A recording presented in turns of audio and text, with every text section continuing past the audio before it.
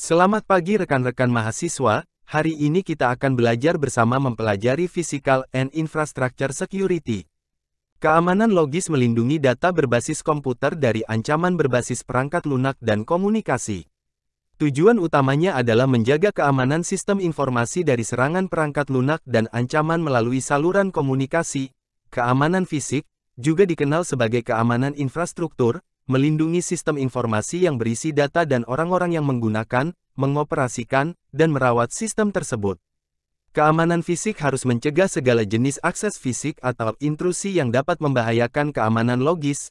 Keamanan lokasi, juga dikenal sebagai keamanan korporat atau fasilitas, melindungi orang dan properti dalam suatu area, fasilitas, atau bangunan secara keseluruhan. Biasanya diwajibkan oleh undang-undang, regulasi, dan kewajiban fidusia. Ini mencakup keamanan perimeter, kontrol akses, deteksi asap dan kebakaran, pemadaman kebakaran, perlindungan lingkungan tertentu, serta sistem pengawasan, alarm, dan penjaga keamanan. Keamanan fisik bertujuan untuk melindungi aset fisik yang mendukung penyimpanan dan pengolahan informasi. Fokus utamanya adalah pada perlindungan terhadap kerusakan terhadap infrastruktur fisik dan mencegah penyalahgunaan infrastruktur fisik yang dapat mengakibatkan penyalahgunaan atau kerusakan informasi yang dilindungi. Keamanan fisik melibatkan dua persyaratan komplementer yang saling mendukung. 1. Mencegah kerusakan terhadap infrastruktur fisik, menyentuh aspek-aspek seperti perangkat keras sistem informasi, fasilitas fisik, fasilitas pendukung, dan personel. Memperhatikan upaya untuk menghindari kerusakan atau kegagalan yang dapat membahayakan integritas sistem informasi. 2. Mencegah penyalahgunaan infrastruktur fisik yang mengakibatkan penyalahgunaan atau kerusakan informasi dilindungi, melibatkan upaya untuk mencegah tindakan seperti vandalisme, pencurian peralatan, pencurian dengan menyalin, pencurian jasa, dan masuk tanpa izin. Memastikan keamanan fisik dapat mengatasi ancaman yang dapat merugikan atau membocorkan informasi rahasia. Ancaman terhadap keamanan fisik mencakup situasi dan kejadian yang dapat membahayakan sistem informasi. Ini mencakup berbagai jenis ancaman yang dapat timbul dari lingkungan, aspek teknis, dan tindakan manusia. 1. Ancaman lingkungan, bencana alam seperti gempa bumi, banjir, badai, kebakaran, dan bencana alam lainnya dapat merusak fisik infrastruktur dan menyebabkan kerusakan pada perangkat keras dan peralatan. Perubahan lingkungan seperti perubahan suhu, kelembaban, dan kondisi lingkungan lainnya dapat memengaruhi kinerja dan keandalan perangkat keras. 2. Ancaman teknis, kerusakan perangkat keras seperti kegagalan perangkat keras, kerusakan komponen, dan kegagalan sistem dapat menjadi ancaman teknis yang merugikan. Serangan elektromagnetik seperti gelombang elektromagnetik dan serangan elektromagnetik dapat menyebabkan gangguan atau kerusakan pada perangkat elektronik. 3. Ancaman yang diakibatkan manusia, pencurian dan pemalsuan seperti tindakan manusia seperti pencurian peralatan atau dokumen, dan pemalsuan identitas dapat membahayakan keamanan fisik. Sabotase seperti tindakan dengan niat merusak atau menghancurkan perangkat keras atau fasilitas fisik. Pelanggaran keamanan fisik seperti upaya masuk tanpa izin atau melanggar langkah-langkah keamanan fisik yang telah ditetapkan. 1. Tornado adalah angin kencang berputar yang dapat menciptakan kolom udara yang kuat dan merusak. Dampaknya merusak bangunan, menghancurkan tanaman, dan dapat menyebabkan korban jiwa. 2. Topan adalah badai tropis dengan angin kencang, hujan lebat, dan gelombang laut tinggi. Dampaknya melibatkan kerusakan signifikan pada properti, potensi banjir, dan kehilangan daya listrik. 3. Gempa bumi terjadi karena pelepasan energi di dalam kerak bumi, menyebabkan getaran tanah. Dampaknya merusak bangunan, infrastruktur, dan dapat menyebabkan tanah longsor dan tsunami. 4. Badai es melibatkan penumpukan es pada permukaan benda dan dapat disertai angin kencang. Blizzard adalah badai salju dengan angin kencang. Dampaknya pemadaman listrik, kerusakan pada tanaman dan pepohonan, serta kesulitan mobilisasi. 5. Petir adalah loncatan listrik antara awan dan bumi, disertai kilat dan suara guntur. Dampaknya risiko kebakaran, kerusakan peralatan elektronik, dan risiko kecelakaan terkait petir. 6. Banjir terjadi ketika air meluap dari sungai atau hujan berlebihan yang tidak dapat diserap oleh tanah. Dampaknya merusak bangunan, menghancurkan tanaman, dan dapat menyebabkan korban jiwa. Bahaya utama dari kerusakan akibat air adalah korsleting listrik. Kondisi ini dapat terjadi ketika air memasuki peralatan listrik atau menciptakan jalur konduktif, meningkatkan risiko kebakaran dan kerusakan peralatan elektronik. Penyebab kerusakan akibat air seperti 1. Pipa bisa pecah karena kegagalan pada jalur pipa atau pembekuan air di dalamnya. Pecahnya pipa dapat menyebabkan kebocoran air yang merusak struktur bangunan dan barang berharga di sekitarnya. 2. Sistem pemadam kebakaran seringkali dapat diaktifkan secara tidak sengaja, menyebabkan pelepasan air yang signifikan. Air dari sistem ini dapat merusak barang dan peralatan elektronik. 3. Air banjir dapat meninggalkan residu lumpur dan bahan terlarut dalam air. Kerusakan yang disebabkan oleh banjir melibatkan kerusakan struktural dan dapat menyebabkan kerugian harta benda.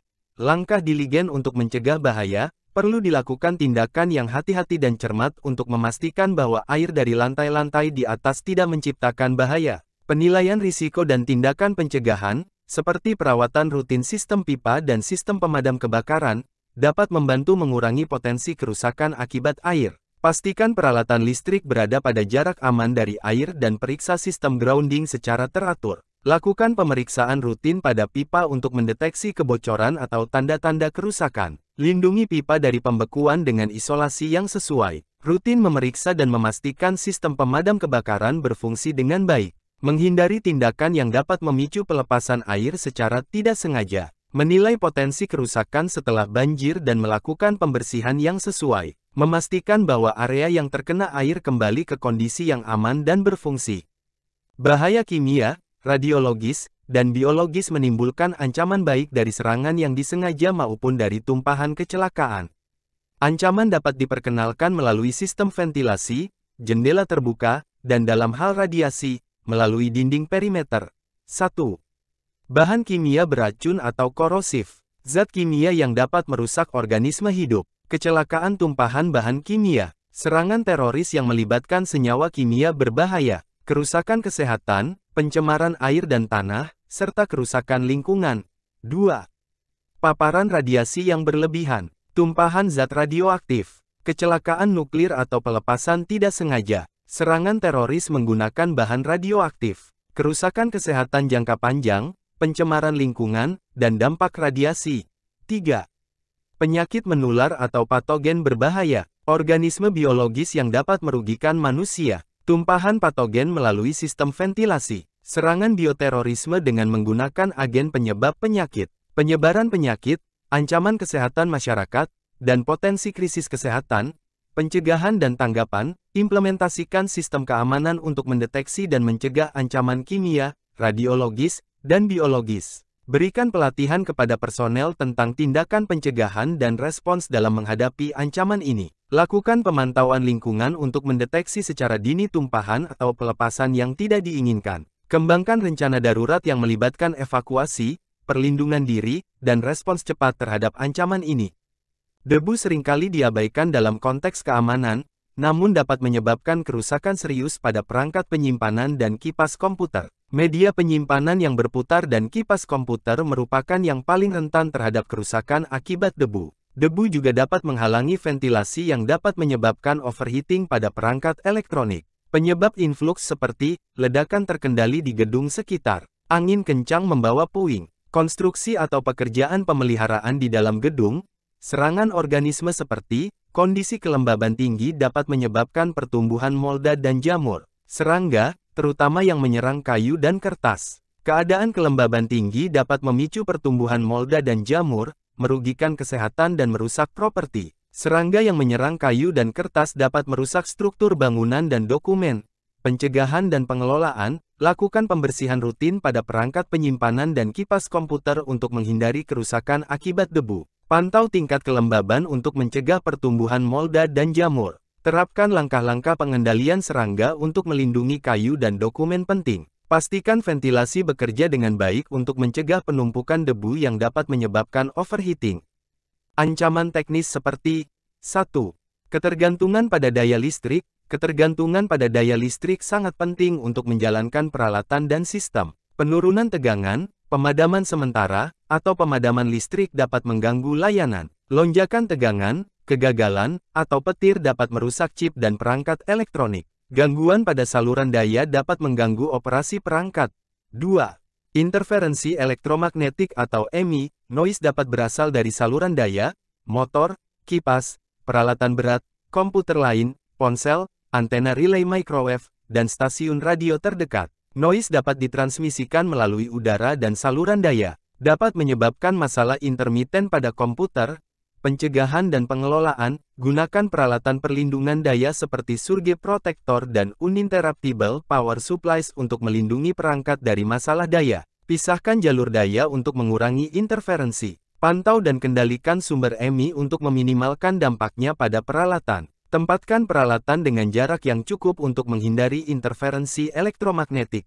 Ancaman yang berasal dari manusia cenderung kurang terduga, dirancang untuk mengatasi langkah-langkah pencegahan, dan sulit dihadapi. Akses fisik yang tidak sah ke area terbatas di mana aset informasi biasanya disimpan, dapat mengakibatkan ancaman lain seperti pencurian, vandalisme, atau penyalahgunaan. Termasuk dalam kategori ini adalah penyusupan, mendengarkan secara diam-diam, dan pemasangan alat penyadap. Dilakukan oleh pihak dalam atau luar yang telah mendapatkan akses tanpa izin. Merusak peralatan atau data dengan sengaja. Penggunaan sumber daya organisasi tanpa izin atau dengan cara yang melanggar kebijakan, pencegahan dan pengelolaan seperti, terapkan kontrol akses fisik yang ketat untuk memastikan hanya orang yang berwenang yang dapat masuk ke area terbatas. Gunakan sistem keamanan elektronik seperti kamera pengawas dan sensor gerak untuk mendeteksi kegiatan yang mencurigakan. Memberikan pelatihan kesadaran keamanan kepada karyawan untuk meningkatkan pemahaman mereka terhadap risiko dan tindakan keamanan yang diperlukan. Lakukan pemantauan dan audit rutin terhadap akses, aktivitas pengguna, dan keamanan sumber daya untuk mendeteksi potensi ancaman yang berasal dari manusia. Tindakan pencegahan dan mitigasi keamanan fisik seperti 1. Penggunaan cloud computing. Mengadopsi cloud computing dapat memberikan lapisan tambahan keamanan karena data disimpan di pusat data yang canggih dengan langkah-langkah keamanan yang ketat. Melibatkan backup data secara teratur dan memastikan keamanan data di cloud. 2. Suhu dan kelembaban yang tidak sesuai, menggunakan peralatan kontrol lingkungan untuk mempertahankan suhu dan kelembaban pada level yang sesuai. Pemantauan suhu dan kelembaban secara teratur, serta perawatan peralatan pendingin dan pengatur kelembaban. 3. Kebakaran dan asap, pemasangan peralatan alarm dan tindakan pencegahan kebakaran. Penggunaan peralatan pendeteksi asap, pelatihan evakuasi darurat, dan tindakan mitigasi kebakaran. 4. Air, manajemen jalur air dan penempatan peralatan jauh dari risiko kebocoran atau genangan. Penggunaan sensor pemutus air dan pemantauan berkala pada sistem pengelolaan air. 5.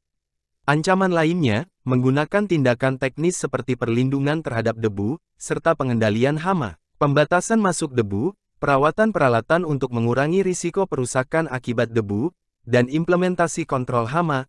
Langkah-langkah tambahan seperti memberikan pelatihan kepada personel tentang langkah-langkah keamanan dan respons dalam menghadapi situasi darurat. Memasang sistem pemantauan keamanan seperti kamera CCTV dan sistem deteksi gerak untuk mendeteksi aktivitas mencurigakan. Melakukan pemantauan lingkungan untuk mendeteksi perubahan yang dapat memengaruhi keamanan fisik. Tindakan mitigasi seperti uninterruptible power supply atau UPS untuk setiap peralatan penting, menyediakan daya cadangan untuk peralatan kritis dalam hal pemadaman listrik mendadak. Menggunakan UPS untuk memberikan daya sementara dan memungkinkan peralatan kritis tetap beroperasi selama pemadaman listrik. Ancaman teknis seperti koneksi peralatan kritis ke sumber daya darurat seperti generator, memastikan kelangsungan operasional peralatan kritis selama pemadaman listrik berkepanjangan. Menghubungkan peralatan kritis ke sumber daya darurat seperti generator untuk memastikan pasokan listrik terus berjalan. Mengatasi gangguan elektromagnetik atau EMI dengan kombinasi filter dan pelindung, melindungi peralatan dari gangguan elektromagnetik yang dapat merusak atau mengganggu operasi normal. Menggunakan filter dan pelindung untuk mengurangi atau menghilangkan gangguan elektromagnetik yang dapat berasal dari berbagai sumber seperti peralatan listrik, motor, atau perangkat komunikasi. Langkah-langkah pendukung seperti melibatkan pemantauan berkelanjutan terhadap peralatan dan sumber daya untuk mendeteksi anomali atau kegagalan. Memberikan pelatihan kepada personel tentang penggunaan dan pemeliharaan peralatan mitigasi seperti UPS dan generator. Melakukan pengujian berkala untuk memastikan bahwa peralatan mitigasi seperti UPS dan generator berfungsi dengan baik. Tindakan mitigasi ancaman fisik yang disebabkan manusia seperti mencegah akses fisik tanpa izin ke area bangunan yang memiliki aset penting, menerapkan sistem kontrol akses seperti kartu kunci elektronik atau sistem sidik jari untuk mengontrol dan memantau siapa yang memiliki akses ke gedung, memastikan bahwa area-area kritis atau terbatas dipantau secara teratur, menempatkan personel keamanan atau patroli keamanan untuk memastikan keamanan di area terbatas. Mencegah akses fisik tanpa izin melalui pintu masuk. Menggunakan kunci atau langkah-langkah pengamanan seperti pintu terkunci dan pemeriksaan keamanan pada titik masuk utama. Memastikan peralatan yang dapat dipindahkan dapat dipantau dan dilacak. Memasang perangkat pelacak pada peralatan bergerak sehingga dapat dilacak dan diidentifikasi pada setiap waktu. Mencegah penggunaan yang tidak sah dengan mengontrol sakelar daya. Menggunakan perangkat keamanan untuk mengontrol sakelar daya peralatan kritis. Mendeteksi dan memberikan peringatan dini terhadap upaya masuk tanpa izin. Menggunakan sensor gerak dan alarm yang dapat memberikan peringatan jika terdeteksi aktivitas mencurigakan. Memonitor keamanan secara langsung dan menyimpan rekaman untuk keperluan investigasi. Memasang sistem pengawasan yang mencakup perekaman dan tampilan jarak jauh secara real-time. Pemulihan dari pelanggaran keamanan fisik seperti memastikan ketersediaan alternatif untuk pemulihan dari kehilangan data atau kerusakan peralatan fisik. Menggunakan sistem redundansi untuk menyediakan cadangan yang dapat diakses jika terjadi pelanggaran keamanan fisik.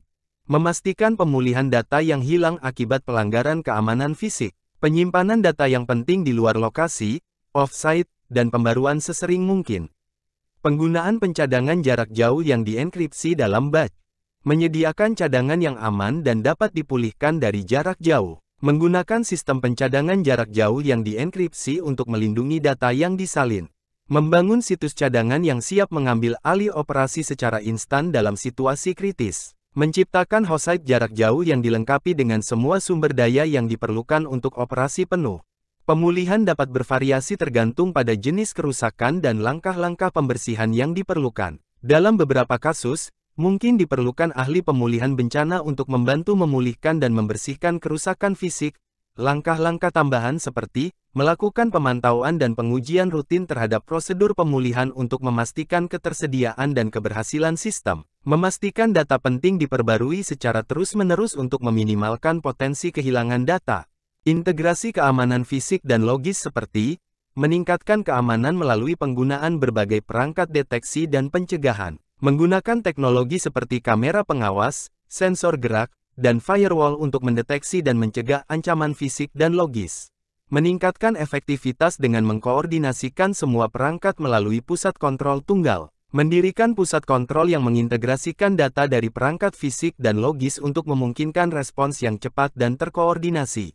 Menciptakan ekosistem keamanan yang terintegrasi dan otomatis. Menggunakan kartu identitas tunggal untuk mengakses area fisik dan sistem logis, serta mengelola semua proses melalui sistem pusat manajemen identitas. Meningkatkan efisiensi dan keamanan dengan penggunaan satu kartu identitas untuk akses fisik dan logis. Mengintegrasikan fungsi akses fisik dan logis ke dalam satu kartu identitas untuk pengelolaan identitas yang terpusat. Mempermudah manajemen akses dengan proses pendaftaran dan pemberhentian kartu yang cepat. Menggunakan sistem yang memungkinkan pendaftaran dan pemberhentian kartu identitas dalam satu langkah yang terintegrasi. Mengelola identitas dan hak akses secara sentral untuk memastikan keamanan dan konsistensi. Memanfaatkan sistem manajemen identitas pusat untuk memonitor dan mengelola hak akses secara efisien. Meningkatkan kemampuan mendeteksi dan merespons ancaman dengan pemantauan dan korelasi peristiwa terpadu. Menggunakan sistem pemantauan yang mengintegrasikan data dari perangkat fisik dan logis untuk mendeteksi ancaman secara holistik. Menetapkan standar untuk memastikan interoperabilitas dan keamanan yang konsisten. Mengadopsi standar keamanan seperti FIPS 201-1 Personal Identity Verification atau PIV untuk identifikasi pribadi karyawan dan kontraktor pemerintah. Gambar 16.2 menunjukkan komponen utama dari sistem yang mematuhi FIPS 201-2, yang terdiri dari subsistem PIV depan dan subsistem penerbitan dan manajemen kartu PIV. Subsistem depan PIV berfungsi sebagai antarmuka fisik bagi pengguna yang meminta akses fisik atau logis, menggunakan kartu pintar PIV dengan fitur kontak dan nirkontak. PIV depan mendukung hingga 3 faktor otentikasi, termasuk penggunaan kartu PIV yang menyimpan berbagai informasi, termasuk foto pemegang kartu, sertifikat X509, kunci kriptografis, data biometrik, dan CHUID. Proses verifikasi kartu dan data yang disandikan di dalamnya memiliki 3 tingkat keyakinan, dengan tingkat tertinggi melibatkan perbandingan sidik jari pada kartu dengan sidik jari pemegang kartu saat mengakses titik fisik. Komponen lainnya, yaitu subsistem penerbitan dan manajemen kartu PIV, mencakup identitas dan pendaftaran pemegang kartu, penerbitan dan manajemen kartu dan kunci, serta penyimpanan dan layanan yang diperlukan untuk infrastruktur verifikasi. Sistem PIV berinteraksi dengan subsistem kontrol akses, menstandarisasi format data dan protokol interaksi melalui FIPS 201-2. Berbeda dengan kartu kontrol akses umumnya, CHUID FIPS 201-2 menggunakan tanggal kedaluarsa dan tanda tangan digital opsional untuk meningkatkan otentikasi. CHUID memastikan keaslian data kartu, namun verifikasi identitas individu memerlukan PIN dan faktor biometrik.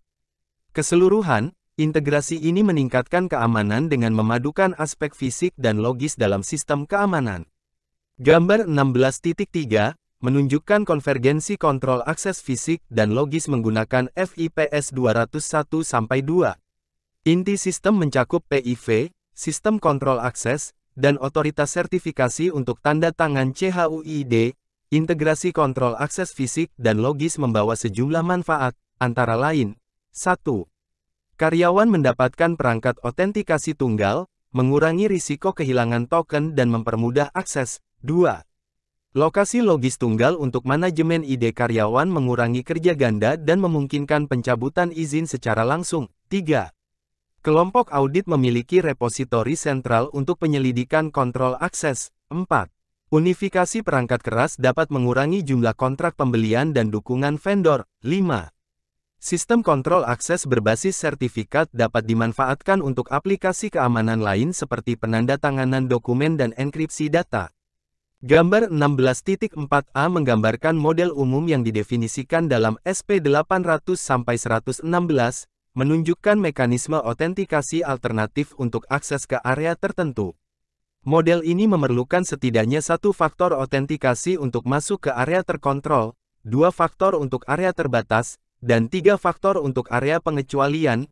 Gambar 16.4b adalah contoh penerapan prinsip-prinsip SP 800-116 pada fasilitas komersial, akademis, atau pemerintah. Terdapat area pendaftaran pengunjung yang terbuka untuk semua orang. Seluruh fasilitas setelah pendaftaran pengunjung dianggap sebagai area terkontrol, dengan tingkat risiko rendah. Mekanisme otentikasi 1 faktor, seperti CHUID plus VIS atau CHAK, digunakan untuk keamanan bagian ini. Di dalam area terkontrol terdapat area terbatas dan area pengecualian, masing-masing dengan tingkat risiko yang berbeda. PACS harus memberikan tingkat keamanan yang sesuai dengan tingkat risiko, termasuk otentikasi 2 faktor untuk area terbatas dan otentikasi 3 faktor untuk area pengecualian. Model ini menggambarkan susunan bertingkat dari area terbatas, meskipun beberapa fasilitas mungkin memerlukan akses langsung dari luar ke area terbatas atau pengecualian, dengan semua faktor otentikasi diterapkan di titik akses tersebut. Sekian penjelasan materi hari ini, terima kasih dan jangan lupa like, comment, and subscribe untuk mendapatkan materi terbaru dari kami.